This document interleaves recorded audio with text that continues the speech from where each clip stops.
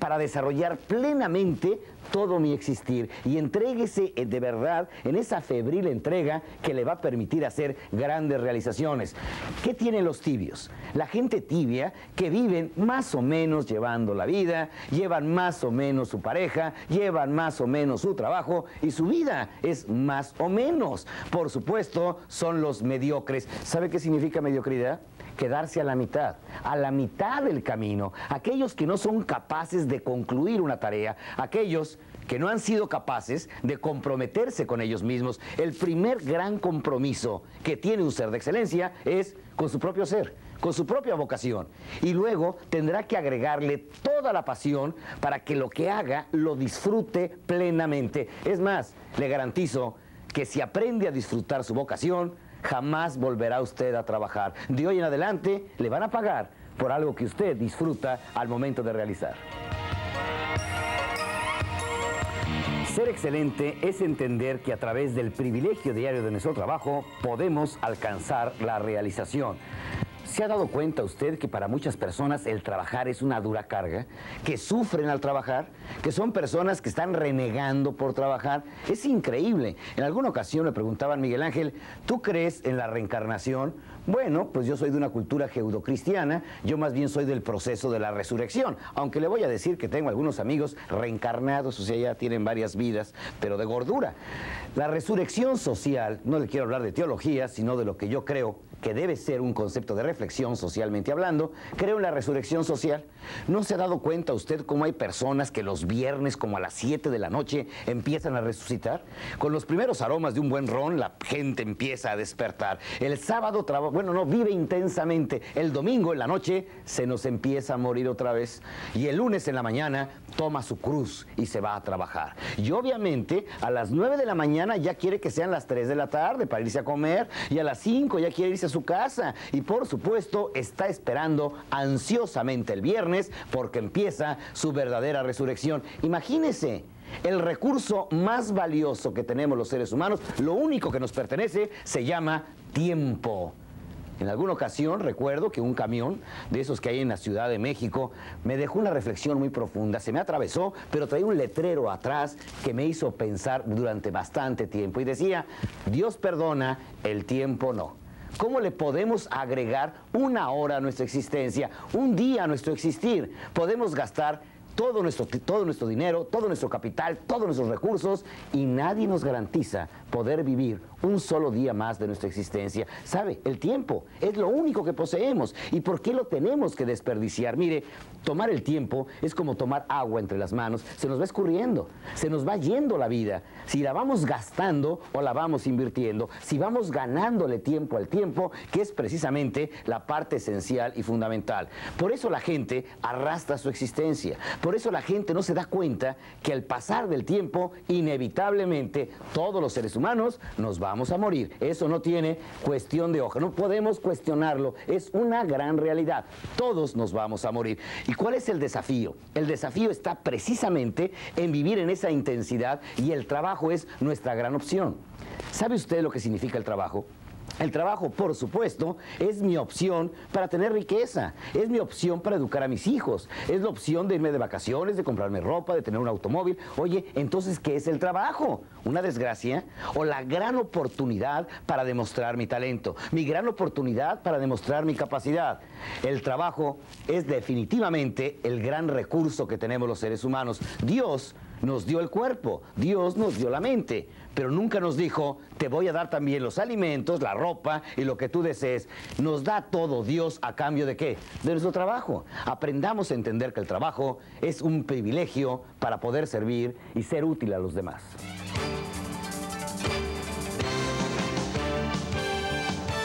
Ser excelente es crear algo, un sistema, un puesto, una empresa, un hogar o una vida. ¿Usted sabe realmente la gran fortaleza que tiene el ser humano?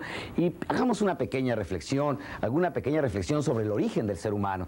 Cuando se nos ha dicho en tantas ocasiones que el ser humano es a imagen y semejanza de Dios. Oye, ¿y cómo logramos la imagen y la semejanza? Y más la semejanza. Bueno, ¿quién es Dios? Bueno, Dios es el creador.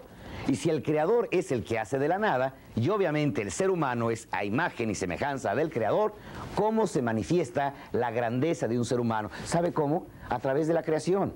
Cuando los seres humanos somos creativos, en ese momento somos semejantes a Dios. Nuestro gran talento creativo, se calcula que en los últimos 40 años de la humanidad se han hecho más progresos que en toda la historia del ser humano sobre la faz de la Tierra. Esos 40 últimos años llenos de creatividad. Pero aquí viene la parte más bella y misteriosa. Dos seres humanos, un hombre y una mujer, en esa función que tienen tan hermosa de la creatividad, pueden crear a un ser humano. Mire, para hacer un automóvil se requieren entre 40 y 70 mil partes. ¿Cuántas partes se requieren para poder lograr hacer un ser humano? Definitivamente es incalculable. No se ha podido medir el número de partes que puede componer a un ser humano. La máquina más antigua, más misteriosa, que además, después de tantos miles y millones de años, ni siquiera la sabemos reparar. Es verdaderamente el misterio. Miguel Ángel Buonarroti, el gran escultor y pintor renacentista, cuando terminaba una de sus obras magistrales, se acerca uno de sus discípulos y le dice: maestro, su obra está viva, está vibrando, es perfecta su obra. Y Miguel Ángel Buonarroti le contestó: cuando quieras ver una obra magistral, ve a un ser humano cuando está naciendo, ve a una mujer en gestación. Ese es el milagro más grande, la escultura más grande del ser humano, que es el mismo. Entonces aquí viene el concepto: ¿quiere usted triunfar? Sea creativo, invente soluciones, búsquese nuevos problemas, desarrolle todo su talento y dése cuenta que usted mismo es el pináculo magistral de la propia creatividad. Su reto está en que mañana encuentre una mejor forma de hacer las cosas. Ser excelente es ejercer nuestra libertad y ser responsable de cada una de nuestras acciones. La gente comúnmente confunde libertad con libertinaje. Dice: yo soy libre porque hago lo que se me pega la gana. Por lo tanto, a eso le llaman libertad. Y le quiero asegurar que la libertad no es eso precisamente. Libre es aquel que hace lo que debe de hacer. Dentro de los 83,000 vocablos de la lengua española, ¿cómo se define libertad? Libertad, capacidad de albedrío. Y además, capacidad de respuesta. ¿Qué significa? Una persona es libre al momento de decidir, pero también tiene que asumir su propia responsabilidad, es decir, las consecuencias de su propia decisión. Una persona es libre de casarse o no, pero al momento en que decide unirse a otra persona, se hace responsable de la realización de otro ser humano. Una persona es libre de tener o no un hijo, pero si decide tener un hijo, se hace responsable precisamente de su educación y desarrollo. Un joven es libre de ir a la escuela o no ir a la escuela, pero en ese momento tiene que asumir la responsabilidad de las consecuencias que de eso se deriven. Y esto sucede todo en la vida. Una persona es libre de ingerir alcohol o de inhalar algún enervante o alguna droga, pero tiene que asumir también las consecuencias derivadas de esa decisión. Entonces, ¿qué es la libertad? El acto más sublime de la libertad es un acto responsable. Solamente se es libre cuando se logra ser responsable. Y el ser humano nos tenemos que dar cuenta que el mayor don, el mayor bien que tiene la creación se llama libertad. Yo creo que Dios, me imagino, se hizo a sí mismo sus propios mandamientos. Y el primer mandamiento que se hizo fue precisamente el que respeta la libertad de todos los seres humanos. Usted o yo podemos dedicar nuestra existencia a hacer el bien o a hacer el mal. Esto es nuestro don de la libertad. Podemos libremente decidir lo que querramos, ir a donde querramos, pero obviamente también tenemos que asumir las consecuencias precisamente del uso de esa libertad. Yo creo que en la bahía de Manhattan, además de tener la Estatua de la Libertad, deberían de poner la estatua del mismo tamaño de la Estatua de la Responsabilidad, porque solamente en los pueblos que asumen la responsabilidad pueden vivir con libertad. ¿Qué le ha pasado a muchos países? Que por decirse libres se les autoriza que los jóvenes o la gente pueda tener drogas o armas. ¿Qué ha pasado? Se ha venido desquebrajando precisamente la estructura moral del mundo. La libertad es una sublime expresión precisamente de la naturaleza humana. Pero si usted quiere triunfar en la vida, asuma su responsabilidad, asuma las consecuencias de cada decisión. No se deje llevar por ese libertinaje de decir: yo hago lo que se me pegue la gana. El ser auténticamente libre es aquel que hace lo que debe llegar a ser. Lo reto a que aprenda a ser libre.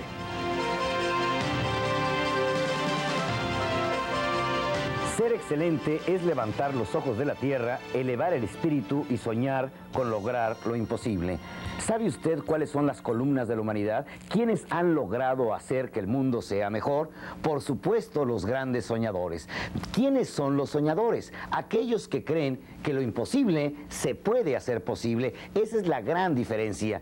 Mire, los seres excelentes, los que aspiramos realmente a la realización total, tenemos que eliminar una palabra que solamente los estúpidos la usan, y esa palabra es precisamente imposible.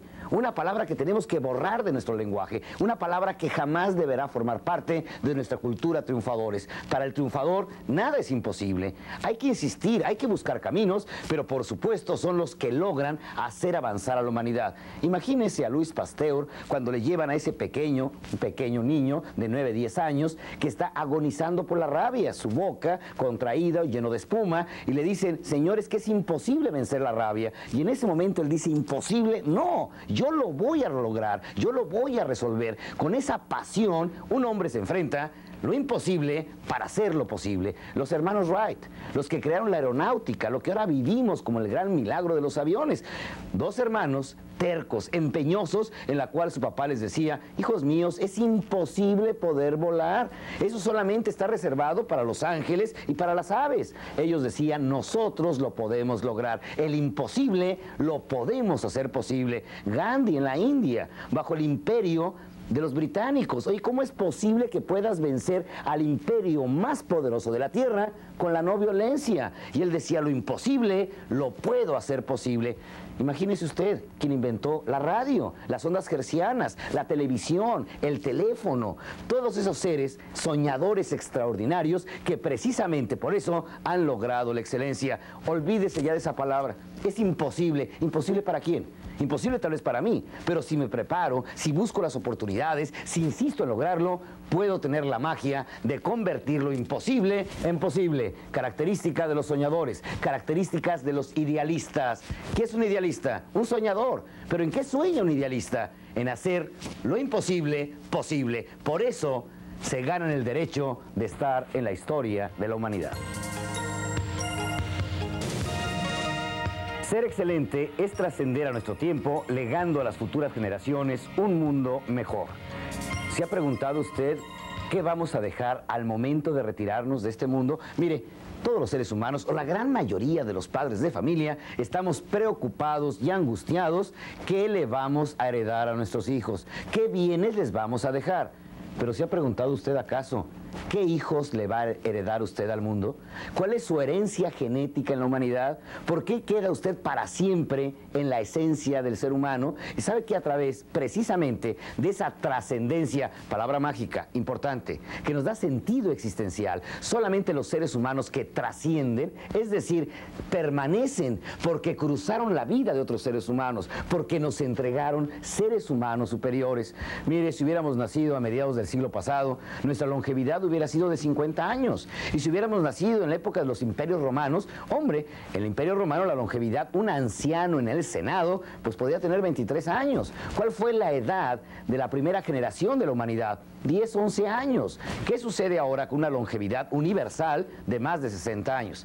En México, de 72 años. Y en otros países rebasan ya los 80 años. ¿Qué sucede? Estamos hablando precisamente de los seres humanos que le pagaron la colegiatura a la vida, que dejaron un mundo mejor que el que encontraron. Sir Winston Churchill decía en una ocasión: si cada miembro del Imperio Británico es responsable, hace lo que debe de hacer, pero no hace que algo mejore, no basta solamente con pagar sus impuestos, con ser buen padre de familia, sino que además hace que algo mejore en su tiempo, es una persona digna en su existencia. De lo contrario, será un pillo, será un ladrón. No tuvo sentido su existencia. ¿Como para qué viviste? ¿Cuál fue tu objetivo? ¿Qué mejoraste en la vida? ¿Lograste darle una caricia a un anciano, una sonrisa a un niño, apoyar a un joven para salir adelante, rescataste a alguien perdido de las drogas, hiciste algo por alguien? En ese momento estás hablando de trascendencia. ¿Hiciste a otro ser humano mejor? Eso es trascendencia. El maestro que está ahorita en una sierra tal vez con unos grupos de niños muy pobres, miserables, pero que lo está rescatando de su tiempo, esa persona está trascendiendo. Lo mismo que el químico y el ingeniero y aquella persona que aporta, además de su trabajo productivo, ese algo más en beneficio de otro ser humano. Ese es el momento de la trascendencia y todos los seres humanos tenemos un llamado. No solamente en el aspecto material o psicológico, tenemos un llamado en el orden espiritual. Y es precisamente hacer un mundo mejor del que poseemos. El poder aportar a la humanidad nuestro aroma, nuestra esencia. Mire, el amor tiene aromas. Por supuesto que tiene aromas. Usted llega a la casa de sus papás y obviamente huele a ellos. El aroma de sus hijos, el aroma de su pareja. Pero la gran pregunta es, oiga, ¿cómo va a dejar su aroma a las siguientes generaciones? Lo reto a que trascienda, que no solamente busque su bien ser y su bienestar, que busque que otros seres humanos reciban su aroma y usted se gane el derecho de ser un ser histórico de su tiempo, trascendiendo porque ha hecho lo suyo y algo más en beneficio de otro ser humano. Ser excelente es sentirse ofendido y lanzarse a la acción en contra de la pobreza, la calumnia y la injusticia. El ser humano digno tiene que enfrentar el gran desafío de nuestro tiempo. Definitivamente creemos que para sacar adelante cualquier nación y cualquier empresa no se puede sacar con subsidios o con ayudas sociales. Realmente necesitamos generar riqueza y muchísima riqueza para poder erradicar la miseria. Pero también es importante que el ser humano superior tiene una característica que lo diferencia, por supuesto, del resto de la humanidad, y es precisamente su nobleza, la grandeza de ver por otros seres humanos. Usted sabe qué hemos hecho con el mundo, usted sabe cómo hemos logrado afectar a tantos otros seres humanos. No es nuestra responsabilidad, de acuerdo, pero definitivamente formamos parte de un concierto universal que se llama la humanidad. Unas manos con esa fuerza, con ese poder, como puede ser la Madre Teresa de Calcuta, que ha dedicado a su vida a un leproso. Ella no le contagió la lepra, ella no es la causa de que tengan lepra, pero tiene la generosidad y el amor de poderse dar a otro ser humano y poderlo rescatar de la miseria. Esos niños que mueren de hambre, en México, en Perú, en Colombia, en Bolivia, en tantas partes del mundo, ese joven extraviado en los Estados Unidos, que antes era una potencia, ahora es una masa amorfa y babeante, víctima de las drogas o de la peste social de nuestro tiempo, el SIDA. Problema de valores, profundamente de valores, pero el ser excelente siente que en cada niño abandonado, que cada ser agonizante es una llaga para él mismo. Tiene un compromiso de crear riqueza, de combatir precisamente en las causas, no solamente en los efectos, pero se da cuenta también que tiene un compromiso que ha adquirido. Es un idealista, es un soñador que no se puede cruzar de brazos y ante la injusticia, cuando ve que se explota al débil, cuando se explota al campesino, a la gente que inmerecidamente alguien más poderoso lo está exprimiendo, por supuesto que se pone en pie, por supuesto que exige libertad, exige democracia, exige justicia, es un soñador. Y los seres excelentes no solamente se conforman con su bien vivir, además se retan a ellos mismos y adquieren compromisos que aparentemente no son el resultado de sus decisiones ni del uso de su libertad.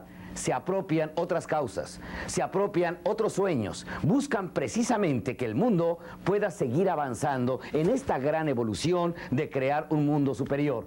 Se requieren en el mundo idealistas, soñadores, que les duela precisamente todos aquellos que están en contra del desarrollo humano. Mire, hay seres humanos que evolucionan y hay seres humanos que nos quieren detener, que nos quieren llevar otra vez hacia atrás. Llegó el momento, y son tiempos en albores del siglo XXI, que nos pongamos de pie una nueva generación de gentes optimistas, positivas, soñadores, pero también con un sentido de nobleza superior para que nuestros hijos, nuestra herencia, la siguiente generación, encuentre un mundo superior y finalmente poder morir en paz porque hicimos lo que debimos haber hecho en nuestro tiempo y nuestra mente y nuestro corazón regresará al Creador porque cubrimos nuestra misión histórica en la vida.